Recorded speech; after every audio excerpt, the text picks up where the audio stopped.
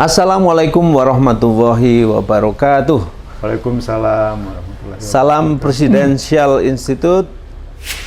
Kita menarasikan berbagai hal, berbagai masalah kebangsaan, mendiskusikan berbagai persoalan untuk mencari solusi kebangsaan.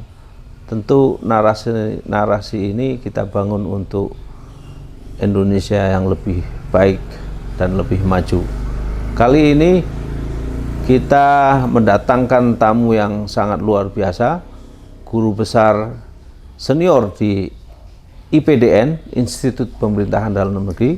Beliau adalah Profesor Dr. Cahya Supriyatna. Assalamualaikum, Prof. Waalaikumsalam. Sehat ya, Prof? Alhamdulillah sehat. Nah, jadi walaupun profesor senior tapi kelihatannya masih sangat energik ya, Prof. Ngajar masih ya, Prof? Masih. Saya masih beri kuliah baik di S1, S2, S3. Ya. Selain itu juga di universitas lain, Ya. di agama. Baik. Kemudian juga di Menjani Ya. dan lain sebagainya. Ya. Nah, Prof, kita langsung aja, Prof. Ini kan IPDN yang dulu namanya APDN kalau nggak salah ya, Prof ya, di Malang. IPDN pertama Malang. Ya. 1956 ya, Prof. 56, ya. Ini perkembangannya kan sudah luar biasa dahsyat. Kemudian APDN dengan IISIP kalau nggak salah, kemudian IIP ya, bukan IISIP. IIP digabung kemudian menjadi IPDN. Nah, tentu sebagai guru besar senior atau sebagai dosen senior di IPDN ada sekelumit sejarah. Kenapa misalnya APDN diganti menjadi IPDN? Kira-kira apa, Prof, yang melatar belakang itu, Prof? Baik, terima kasih. Ya, kebetulan saya sejak awal itu bertugas di lembaga pendidikan ini. Ya. Semenjak di Jakarta tentunya waktu di IP itu sebagai asisten dosen. Karena pada waktu itu Pak Muji, Profesor Pak Muji itu merekrut dosen baik lulusan dari APDN, IP maupun dosen lulusan dari perguruan tinggi lain, yaitu UNPAD, UGM, UI dan sebagainya. Ya, saya sendiri sebetulnya lulusan dari UNPAD dan UGM, gitu ya. Itu yang kebetulan UGM itu salah satu ikut yang mendirikan, membidani membidani itu di dalam lahirnya APDN Malang itu, APDN Malang, termasuk IIP kelanjutannya. Ya, oleh karena itu maka sebetulnya kenapa sekarang menjadi IPDN? Ini berdasarkan historis kesejarahan bahwa pada waktu itu sebelum 1956 sudah kemerdekaan itu baik zaman RIS, zaman Indonesia merdeka, dalam arti sesudah RIS itu nampaknya para pendiri negara itu kan membutuhkan aparatur pemerintahan yang berbasis pamong pemerintahan. Yang dulu namanya itu zaman Belanda itu ada BB itu. Bestur. Binnenland Bestuur, aparatur milik pemerintahan Belanda. Dan pada waktu itulah antara BB dengan pamong kita ini sama-sama melakukan tugas dalam rangka penyelenggaraan pemerintahan negara. Sehingga nampaknya dalam proses perubahan dan perkembangan itu dan diambil alihnya penyelenggaraan pemerintahan itu oleh para negarawan kita, Soekarno-Hatta dan lain sebagainya. Dengan melalui kemerdekaan itulah menunjukkan bagaimana penataan pemerintahan itu, ya. Sesuai dengan konstitusi, ya, sehingga dengan demikian adanya diperlukan pada tahun 1946 itu apa yang disebut dengan pamong praja, pamong pemerintahan, sebagai pengganti sebutan dari Binlan Bestur. Ya, jadi itu juga sama pamong praja. Hanya dulu itu Binlan Bestur itu adalah orang-orang Belanda atau orang kita yang sekolah di Belanda. Kemudian ditugaskan untuk apakah jadi residen, apakah jadi bupati dan lain sebagainya, ya. Dulu ada karesidenan, ada karesidenan dulu, ya. Itu sudah kemerdekaan itu. Sehingga dengan demikian nampaknya pemerintah itu sesuai dengan perjalanannya meneliti sejarah pemerintahan dalam bentuk di bidang pendidikan itu. Yang pertama adalah adanya pendidikan pada waktu itu Ospia. Jadi artinya Belanda sambil menjajah, sambil memimpin pemerintahan, itu perlu juga kader-kader pamong dari kita, yang termasuk paman saya juga dulu yang almarhum. Itu dulu ada dikenal misalnya ada mandor, ada demang gitu, demang, itu istilahnya. Ada mandor, ada rehen gitu ya, bupati ya. Tapi sayangnya kok ini padahal kalau misalnya ini yang kita sayangkan. Dulu kan orang-orang tua kita termasuk mungkin Prof. Cahya barangkali masih banyak menguasai bahasa Belanda, ya. Enggak orang-orang tua kita, ya. Orang tua kita. Tetapi kok itu seiring dengan perjalanan perkembangan zaman, jadi kita abai terhadap persoalan bahasa. Padahal kalau menguasai bahasa Belanda, kan tinggal nambah Inggrisnya, Arabnya dan sebagainya gitu, ya, Prof. Sayang itu. Saya kira seperti saya supaya jati diri pemerintahan itu yang dikembangkan oleh bangsa kita dan bangsa Belanda dalam rangka penjajahannya itu. Makanya kan ada Ospia, istilah Stovia, dan lain sebagainya, SMA, milik Belanda dan sebagainya bagi ini, dan itu menunjukkan bahwa di satu sisi Belanda itu menjajah, tapi di sisi lain bagaimana dia mendidik, membantu untuk putra Indonesia itu yang mungkin ada kaitan dengan politik etis itu kali ya. Itu politik etis ini itu etis. Jadi menjajah tapi dia juga yang disponsori oleh Dosteker dan kawan-kawan, penjajahan. Tapi Prof, saya lihat kualitas dari atau karakter lulusan-lulusan dari orang-orang yang punya pendidikan Belanda itu, mereka punya kapabilitas, kredibilitas dan kualitasnya itu bisa diandalkan gitu, Prof. Artinya kita melihat misalnya orang-orang yang memang pernah mengenyam pendidikan itu, walaupun sudah sepuh-sepuh gitu, itu luar biasa penguasaan masalah terhadap yang mereka pelajari gitu, Prof. Jadi kenapa itu tidak dikembangkan? Saya kira misalnya kayak IPDN, ini kan mau tidak mau kan ada sedikit banyak ilmu-ilmunya kan peninggalan dari Belanda juga, kira-kira gitu. Nah itu kan berarti menolong betul terhadap kepamong kerajaan kita, Prof. Kan gitu. Jadi sebetulnya itulah yang dalam bahasa ilmu dan praktek ini terjadi passing.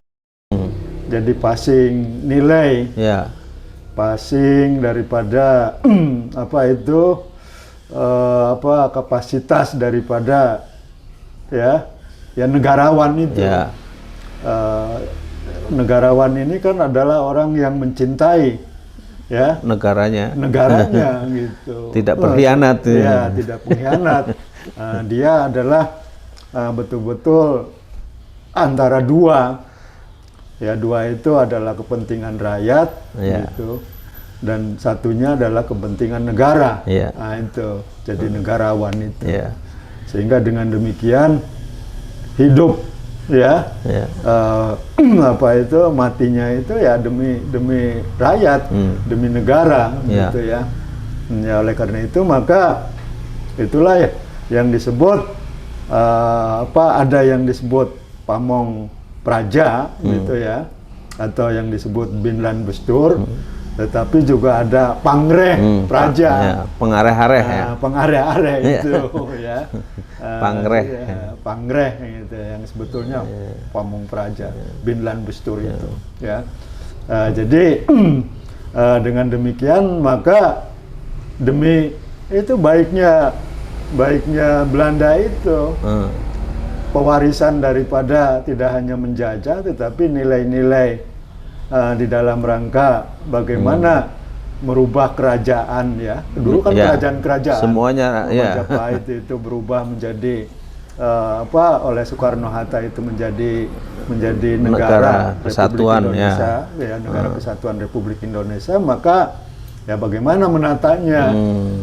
Maka peralihan dari zaman Belanda yang pada waktu kerajaan-kerajaan yang dijajah oleh Belanda itu bagaimana mentransformasikan ya nilai-nilai kepemerintahannya itu. Ya pastinya kan hal yang sangat tidak mudah, Prof. Mudah, dari kerajaan-kerajaan, kesultanan, kemudian mereka merelakan, menyerahkan kekuasaannya untuk menjadi negara republik, kira-kira gitu ya, Prof. Ya, itulah Soekarno-Hatta, Maramis dan sebagainya itu berjuang di dalam rangka ya di satu sisi bagaimana dia menjalankan konstitusi, ya di sisi lain bagaimana dia ya memajukan ya generasi-generasi muda. Kelihatannya mereka menguasai betul bagaimana prinsip-prinsip mengayomi, memberdayakan kan gitu ya, Prof. Nah terus dengan kalau dibandingkan, Prof,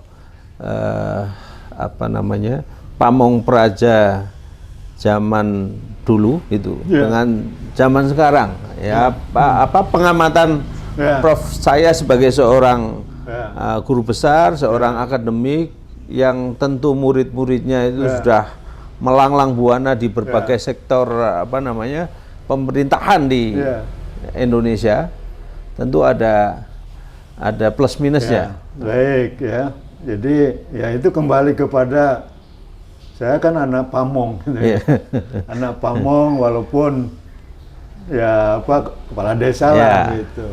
Istri saya juga kepala desa, tapi kakak-kakak kan pamong.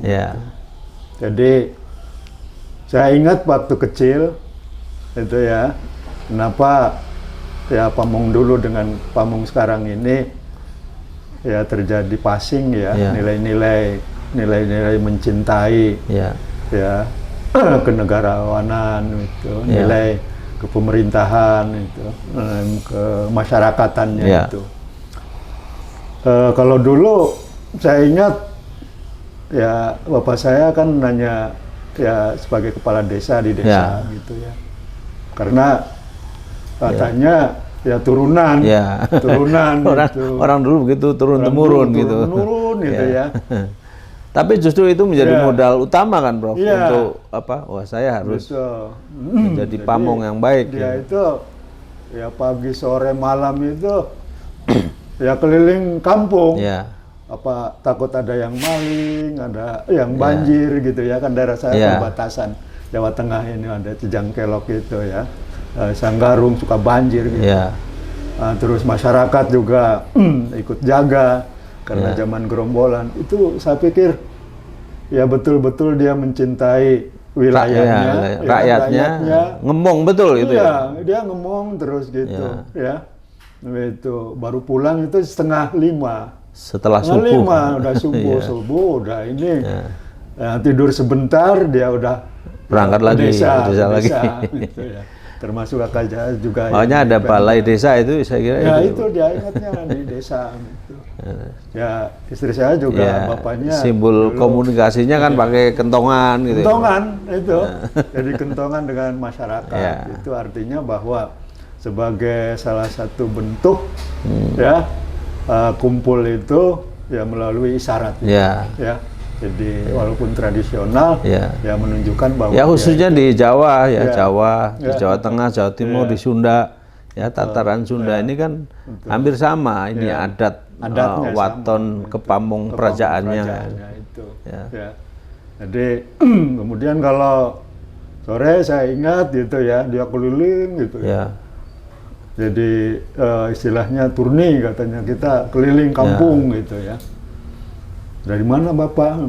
Saya keliling dulu, ya. Apa maksudnya? Apa rakyat ini bisa makan nggak? Itu Pak. Ya, luar biasa. Ya, kepala desa itu. Kebetulan kami itu keturunan mulai nenek-neneknya itu kepala desa terus. Ya, dipilih lagi, dapat lagi anaknya gitu. Ya. Jadi oleh karena itu maka istilahnya dikenal apa ya, terah. Terah lurah itu. Iya, terah. Dari kepala desa kecuali ya kami ini ya udahlah kamu masuk sekolah katanya gitu, adik-adik juga dari pamong di pemerintahan juga. Begitu. Jadi ya dengan demikian maka jiwa pamong itu sesuai dengan nilai-nilai kita ya, dengan berbagai kultur ini ya tentunya memerlukan suatu proses. Ya proses mencintai negara, mencintai pemerintahan, mencintai rakyat, menjaga wilayah kita gitu ya. Dari berbagai sekarang berbagai bencana. Ya, karena filosofi dari negara ini kan memang ngomong kan, mensejahterakan, membahagiakan, harus bikin aman, tentram kan gitu ya, Bro. Jadi itu tujuan utama, rasa aman, rasa tentram, rasa tertib, rasa sejahtera, ya, betul. Sehingga wadahnya konstitusi itu kan. Kalau Prof lihat misalnya sekarang banyak berkembang, beliau sebenarnya seorang pamong praja, tapi dari kata-kata yang keluar itu kadang-kadang suka membuat resah masyarakat. Gitu. Itu sebenarnya diapakan itu pamong seperti ini? Ya sebetulnya dia kan kalau seorang pamong pemerintahan ini ada sebagai agent of society, agent of government, dan agent of tiga unsur, pemerintah, swasta, dan masyarakat.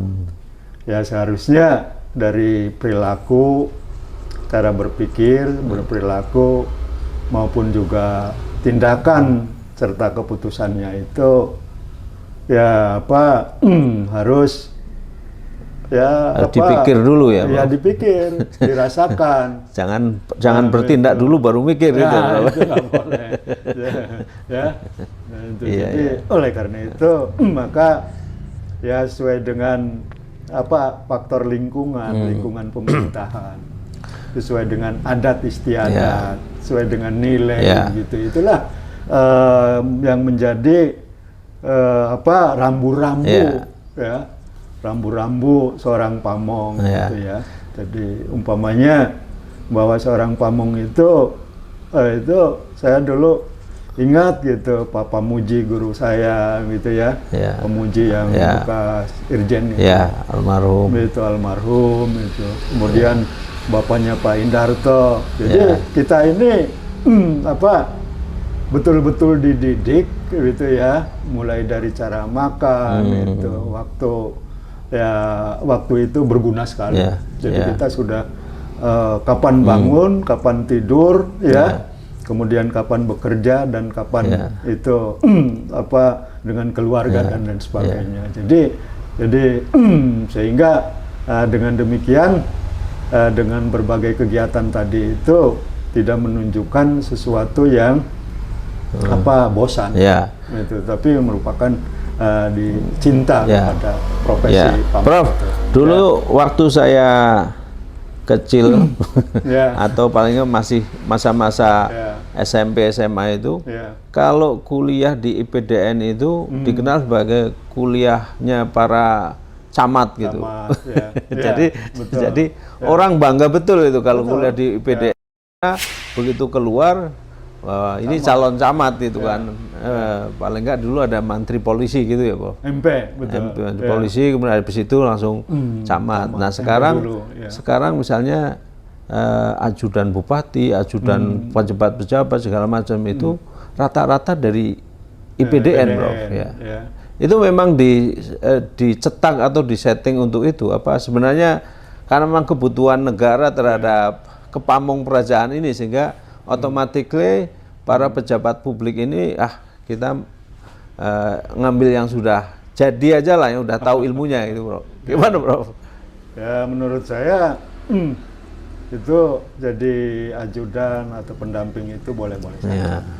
Tetapi dia itu menurut pandangan saya dari mulai sekolah Bintang Dustur, sekolah pamong dulu ada APDN, kemudian juga ada APDN daerah menjadi 30, kemudian dibentuk IIP, IIP dengan digabungkan, tujuannya bahwa seorang pamong baik secara ilmu maupun juga secara praktek, dia itu sesuatu yang sebagai cerminan daripada pimpinan pemerintahan gitu.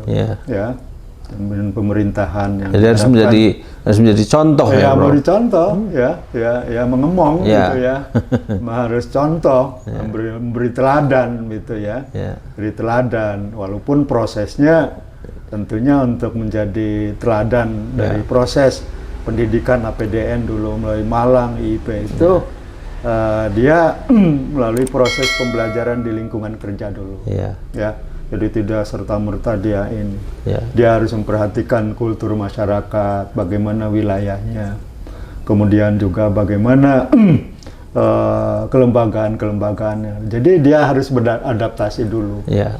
Sehingga kalau dulu itu dia harus melalui MP atau sekcam gitu tidak langsung gitu sehingga dengan demikian dia melalui proses pembelajaran kerja, proses pembelajaran kerja harus pengalaman dulu lah, harus pengalaman dulu, praktek gitu. Karena apa? Karena sebetulnya masyarakat itu dengan berbagai adat istiadat, dengan berbagai suku, ras, agama itu kita belajar juga. Betul. Kita belajar dengan mereka, harus menyelami masyarakat dulu, masyarakat sebagai pemimpin, sebagai yang apa yang harus kita ucapkan, apa yang harus kita lakukan di dalam kebijakan-kebijakan itu, sehingga dengan demikian maka dilakukan proses memberi menerima. Terjadi proses pembelajaran. Ada take and give. Take and give-nya itu. Prof, sebagai penutup, Prof. Siap. Kira-kira Prof punya harapan terhadap kepamong perajaan kita seperti apa, Prof? Terima kasih. Saya kira kepamong perajaan kita di masa yang akan datang tentunya dengan memperhatikan berbagai dimensi perubahan. Apakah perubahan dinamika politik, perubahan masyarakat di dalam rangka pelaksanaan good governance, perkembangan medsos misalnya, media sosial, ilmu pengetahuan dan sebagainya. Sekarang serba online. Sekarang dengan online ini tentunya menurut pandangan saya dia harus ya sebagai pamong, ya, sebagai wakil pemerintah pusat, ya sebagai agent of society, ya, ya, dan dia sebagai berhubungan masyarakat, swasta dan pemerintah, dia harus ya bersikap ya tetap melindungi, ya melindungi, mengayomi, ya, begitu, jangan ya bersikap otoritatif, ya.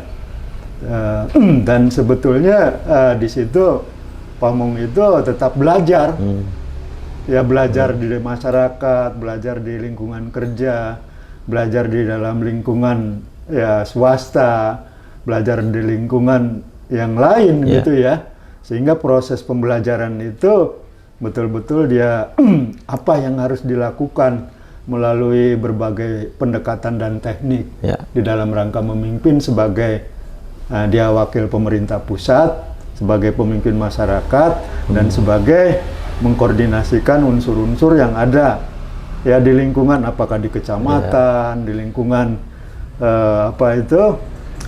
tokoh-tokoh gitu. Jadi itu oleh Pak Ateng itu ya, saya kebetulan kepemimpinan Ateng, guru saya Pak Saprudin, Profesor Ateng. Pak Cahya itu ingat sekali, saya kalau konsultasi sama beliau waktu disertasi, Pak Cahya kita sholat bersama demi Tuhan, Pak. Iya, luar biasa ya. Iya, Pak Ateng Saprudin bekas residen, yang udah almarhum. Sekarang dengan Bapak kayaknya udah meninggal. Iya, Profesor Ateng Saprudin. Kalau dengan Bapak beliau bekas residen juga. Kalau dengan Bapak katanya jam 4 ya, orang sholat sama-sama. Jadi sholat dulu. Itu ya, udah sholat ngobrol. Disuguhin di ruangannya itu, kemudian baru ilmu. Jadi ngomong betul. Ngomong beliau itu, ya ngomong. Artinya ngomong ini tidak mesti harus seorang yang duduk di pemerintahan ini, tapi guru, dosen. Jangan kita minta bimbingan ini malah apa ini dilempar itu kan? Iya, nggak boleh. Justru kita pendidik pamong itu apa yang kita bisa berikan, apa yang bisa dia lakukan. Itu tuh ngobrol gitu sana sini. Oh iya, mudah-mudahan katanya ya. Betul. Kami ini ya penerusnya lebih banyak gitu. Gitu, ya. Jadi mestinya saat ini harusnya lebih baik ya, Prof. Lebih baik mestinya. Gitu, ya. Gitu. Lebih baik gitu. Sehingga ya mungkin perubahan karena kultur pendidikan atau gimana, faktor teknologi ya itu sehingga ya kalau saya ya tetap ya di kantor, ada yang kesini kita layani gitu. Ya sehingga ya banyak ngobrol. Karena dengan bimbingan gitu itu terjadi proses dialog ya apa, mengapa, bagaimana ya, terus apa yang Anda kembangkan gitu. Jadi berkembang. Dan ini ya tentunya zaman Pak Ateng dulu itu memang kamu harus mulai dari ini, kamu harus jam 3:30 udah di sini ya, di Ciumbuleuit. Kamu di mana? Saya kan di Bandungnya selatan, Pak. Iya, pokoknya harus ketemu. Nanti sholat dulu dengan Bapak, gitu. Sudah itu wirid, baru kita di depan ngobrol.